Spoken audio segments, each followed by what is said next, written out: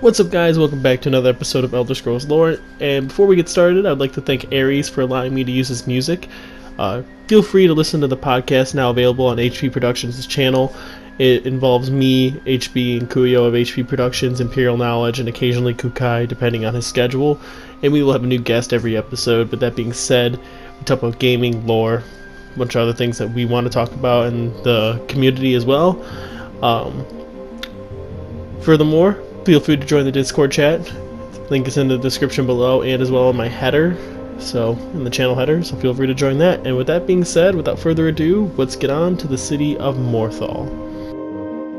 Morthal is one of the 9 major cities of the province of Skyrim, being the capital of Hjalmarch. Morthal is a remote fishing town found on the riverbanks of the Hjal River and is supposedly named after the Syro-Nordic demigod Morihos, who is consorted with Saint Alessia of the First Empire. Sorry, I always get confused. I always want to say Alyssa every single time, and I know it's not, and so I kind of combine the two on accident. My bad. Despite being the capital of the regional hold, Morthal is situated off the main road that runs through Hjalmarch, being found between the fort town of Snowhawk and the mining village of the Stone Hills. Morthal is a gateway to the... Oh man, we're going to struggle on this one. I knew I was going to struggle. Jashkamir Marsh, which takes a large portion of Hjalmarch. Much of the marsh is nothing but inhabitable land, consisting of sunken ruins and caves. To the south of the town lies the ancient city, currently known as the Labyrinthian, which looks over a majority of north-central Skyrim. As mentioned before, the region surrounding Morthal is uninhabitable, except for settlements found on the road between Dragonbridge and Dawnstar. But the ruins are found around Drajkamir, such as Foganthur and Ustengrav. Morthal itself is a medium-sized town, built at the end of the small mountain pass that connects it to the road. The dirt that runs through the town leads to the stone bridge that leads to the lumber mill, and that furthermore leads to the marsh. I'm going to just refer to it to the marshes this time. But fortunately, Morthal is situated on an off-path river from the river Hjal, which starts from Whiterun Hold and ends at the Karth River, which meets the Sea of Ghosts. Along the primary path is the seat of power, the High Moon Hall, a typical Nordic longhouse for the Jarl. Roads that go off the main street are wooden boardwalks where fishermen lay their boats, or just fish right off there. Most homes are built on small plots of land on the east side of town. While there are a few homes on the west side, it's mostly where the residential inn is located, and this is called Moorside Inn. Now, the story of the Pale Lady has been passed around for generations in Morthal as well, and the story goes that the Pale Lady was a ghostly woman that roams the northern marshes and in looking for her lost daughter. She would kidnap children that would wander off alone. Spooky ghost. Sorry. During the reign of the Akaviri Potentate, the province of Skyrim was ruled by High King Logroth, who, by this point, we've gone through multiple times. Queen Freydis is not given the crown, and Jarl Svartir becomes the new High King, and then East and West Skyrim split. Now, that being said, we know this. We don't really have to keep going over it.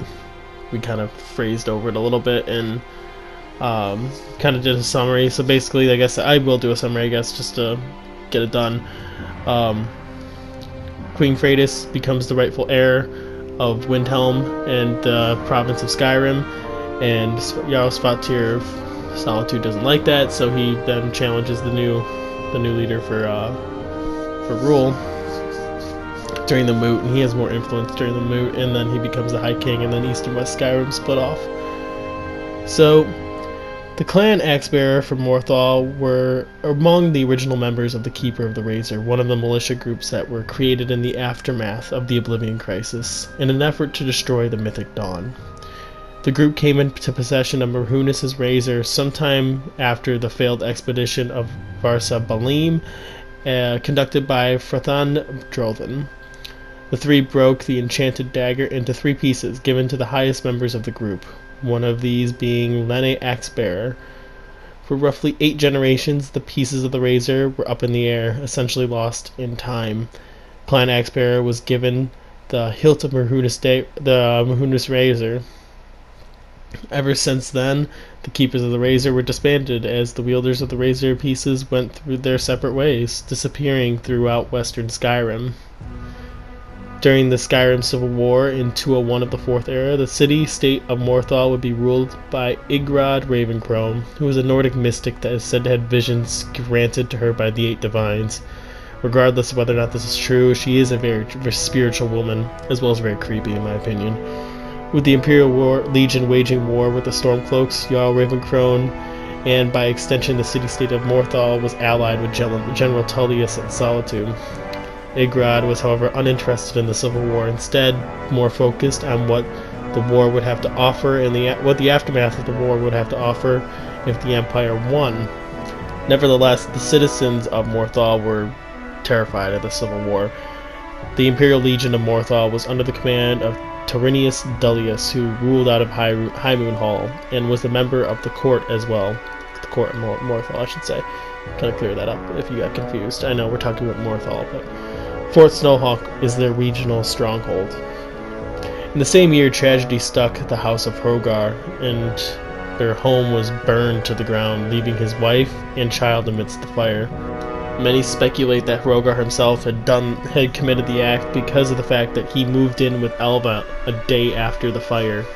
Now, it is also speculated that he had an affair with her, and I'm pretty sure it confirms in Skyrim, that in the Elder Scrolls V Skyrim, that he does have an affair with her. A traveler, aka the Dragonborn, would arrive in Morthal the next night and investigate the fire. It's revealed that Elva was a vampire, and she was part of a hidden coven, and eventually this coven was planning on taking over all of Morthal, and they would eventually be stopped and killed by the Traveler, or aka the Dragonborn. Now that being said, it's also possible that in 201 of the Fourth Era, the 8th generation of Clan Axebearer, Jorgen, had owned the hilt of Mahunus' razor, until one day Drogon Axebearer had relinquished the ownership of the hilt to an unknown traveler, who went on to reforge Mahunus' razor by the order of Silas Versuius, a descendant from one of the members of the Mythic Dawn. The blade had since disappeared. And with that, we are over with the city of Morthal. I hope you guys enjoyed this. If you guys have any ideas for topic discussions, as we speak now, I'm currently working on only one topic suggestion. With that being said, I'm always open to more suggestions. Please let me know in the comments below in Discord chat. Discord chat's a bit easier to keep track of. I say that quite often. But I hope to see you guys in the next Discord chat.